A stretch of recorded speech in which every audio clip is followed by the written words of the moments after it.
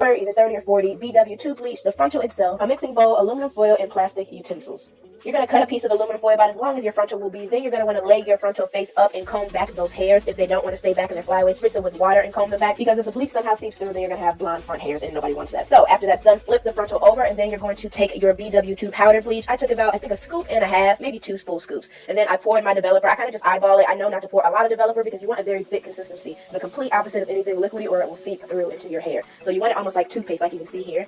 Now you're going to go ahead and apply it to the frontal. I'm using a knife. I know other people use other utensils. I think a knife gives me the best control. And you'll see that I focused on the very front of the frontal first and then worked my way back, just in case I ran out of a mix, because the front of the frontal is the most important part, since that's what everybody will see. Now once that's done, I flip the hair over, and as you guys can see right here, the knots are all dark and black. Now doing this method is going to change that, make them not transparent, but make them more natural looking, I guess you can say. So I set a timer for 30 minutes, come back, and as you can see, majority of those knots are gone, and it just looks a lot better, a lot more natural. So now stepping into phase 2, we're going to go ahead and wash all that stuff off the frontal. You're going to need a neutralizing shampoo and this purple shampoo.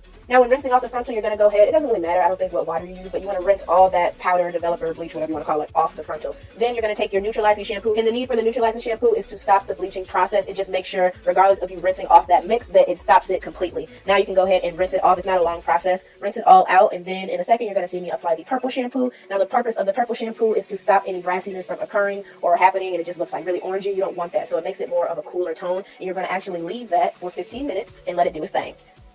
After the 15 minutes are up, you can go ahead and rinse it out with water.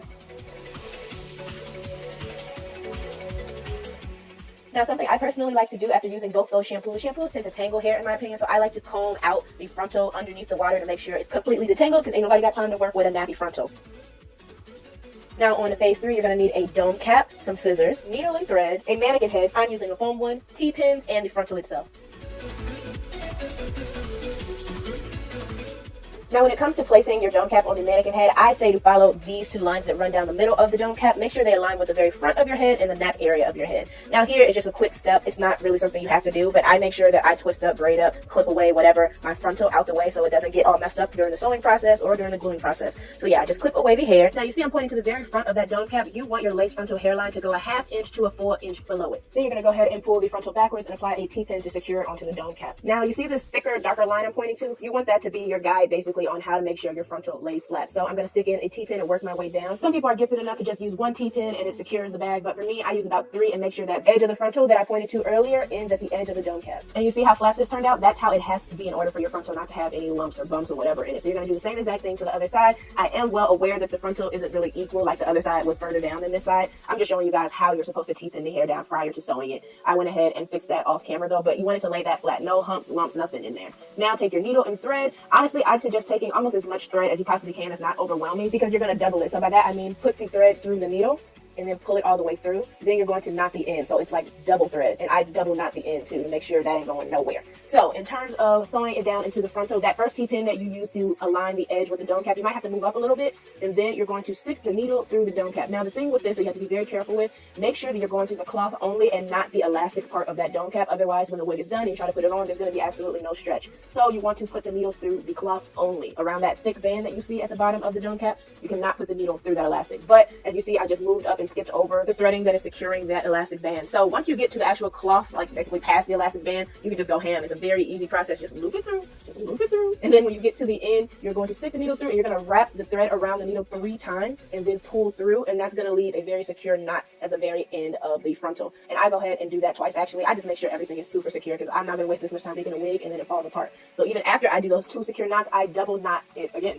Now as you can see, it is completely flat. Everything is laying nice and flat. You can tug on the frontal and it is going nowhere. So that is done. Now on to phase 4. You're going to need scissors, hot glue gun, glue sticks, and the bundles. Now this is honestly the easy part. You're going to take the bundle and measure it, okay, from edge of frontal to edge of frontal. Once you've done that, keep your finger where you measured it and then cut it. Now take your hot glue gun and run it right along the area you measured the bundle at. Then just place the track along the hot glue, use a little bit of pressure, and you're done. It's as simple as that. That's why I love this method so much. So same thing, measure out the bundle, go ahead and cut it once you've measured it, then apply the hot glue along where you measured, and then go ahead and place the cut track where the hot glue is. As you work your way up, you're going to start to see a U-shape develop, and when you get to the top, it's going to be a definite U-shape, but nothing changes. You're still measuring out the bundle, cutting the track, applying the hot glue gun, and then placing the track on top of that. Now there is is multiple methods to making a wig. I decided to use a hot glue gun method. In my previous one that I did on how to make a lace frontal wig, I used 30-second wig glue, and then I also know of people sewing each track and flipping it and all that, which takes a much longer time, which is why I prefer to use glue or a hot glue gun. But once the U is small enough, you're going to start making the tracks horizontal of the U shape until you get to the very front of the wig. And now I'm adding my last track.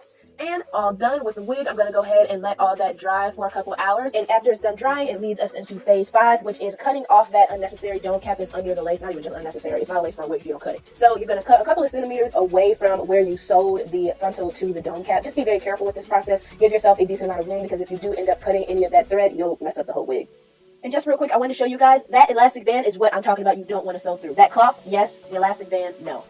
Alright y'all, so I figured I'd just verbally explain this to you guys now instead of trying to do a voiceover for it, because it might be a little bit complex to understand. So there's a couple of reasons why I suggest trying on the wig after you cut off that excess dome cap. One, to see how it fits, and then two, if you have low edges like me, as in like my edges are right here, but the, I guess, hairline right here is a little bit further back, you're going to have to adjust the lace to fit your head shape or your hairline, because it'll look really bogus. Alright, so let's see. My edge starts right here. I'm not sure if you guys can see that. It starts right here, right? Whereas the front of my hairline is right here. So as you can see, my edges are a little bit lower than the front. So they don't really like customize frontals for people with lower edges like myself. So yeah, this looks pretty ridiculous, but it is covering my edges right now, right?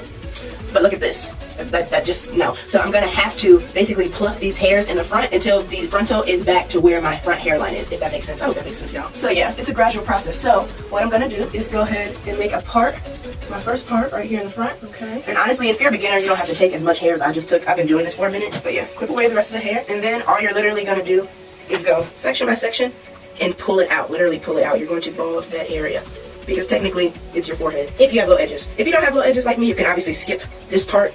But in my last how to make a lace frontal video, I wasn't really aware of how to do this just yet, and now I've been wearing wigs for like a year or so, so I've learned a lot. Take it, pull the section, take it. That section was a little big. Pull it, take it, pull it. Alright, so that was our first section of plucking, but I can go a little bit more. So honestly, you're just going to keep doing that until the frontal's hairline pretty much mimics your own.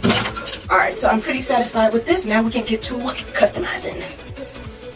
You're going to need a spray bottle of water, a brush and or comb, and then tweezers. I personally like to spray the frontal with some water before plucking, because to me it makes the plucking process a lot easier. Now I'm going to go ahead and pull out the front hairs. I'm really going to show you guys a trick, because I feel like people's frontals be looking so natural, but when they try to teach you how to make a lace frontal and customize it, they don't be wanting to tell you the true secret to a natural looking frontal. And that secret is making sure that you pull out some hair in the front and then kind of pluck behind that. And I don't mean just like directly behind those hairs that you pulled out in front. I mean like behind even the hairs behind that. I don't know if that makes sense. I really hope this visual is helping you guys. But basically, bottom line, you want hair to be in front of the area that you first initially start plucking. Otherwise, that's how you can bald a frontal very fast. And every once in a while, check to see how it is, to make sure you're not over plucking or to see if you're under plucking. In this case, I was under plucking, and I realized that I kind of needed to thin out that front piece that I initially pulled down. And that's okay. Don't pluck too much, but just kind of thinning it out to make it look a lot more natural. And the thing is too, I know that you can use different tweezers to either target plucking hair individually or plucking them in like groups. I use tweezers that pluck in groups. But yeah, as you can see, there's a huge difference between when you customize it and when you don't. And same applies on the edges. I just did the front of the hair. Now I'm doing the side. Same thing applies. Pull out some hair in front and then pluck behind the part.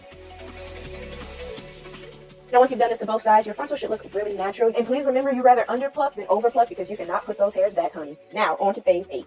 It's time to cut off that excess lace that's covering up your ears on both sides. So I just used my finger originally to kind of create a C shape, and then I reinforce it with my rat tail comb to make sure it's as even as possible, so I'm not cutting off too much hair. Then I'm going to clip all the rest of the hair out the way and twist up that section that I plan on cutting off, just so it doesn't get mixed up with the other hairs. And I make sure to do this on both sides before cutting. Now, as you can see, I've only sectioned off the lace and hair that covers my ear, and very carefully, I'm going to go ahead and cut around that area, which is why I said make sure you are kind of twisting the hair off or putting all the other hair away so it doesn't get cut off when you're doing this step. I'm going to give you a better point of view in a second, but this is how it should look after you cut it off. So I'm going to do that to both sides, being very careful and cautious, because you don't want to cut your ear, you don't want to cut your edges, you don't want to cut nothing, okay, except for that lace and hair off. Now on to phase 9, you're going to need some foundation of your skin complexion, a makeup brush, and a flat surface to pour the foundation on and dip the brush into. Once you've done that, light-handedly sweep the foundation along the lace, making sure no lace is left behind. Now let it sit for 10 minutes, and after that, we're on to phase 10, and the final phase at that, it's time to cut that excess lace off. Now, be very careful with this step, and what I have learned that I will share with you guys, leaving a little bit of lace above where the hair starts helps with the application process substantially. So yeah, give yourself about 1 centimeter above the frontal's hairline and your wig application should be smooth. Now, if you follow all my instructions exactly, you should have a full lace frontal wig, slayed, laid, all that to the dog, hunty. By the way, for anyone interested, I use Lemoda Hair. I will leave the link to their website as well as the links that I have in this hair in the description box below. So yeah, you guys, really hope you enjoyed this video. Hope you found it helpful. Don't forget to like, comment, share, subscribe if you are new. And until next time, guys, bye.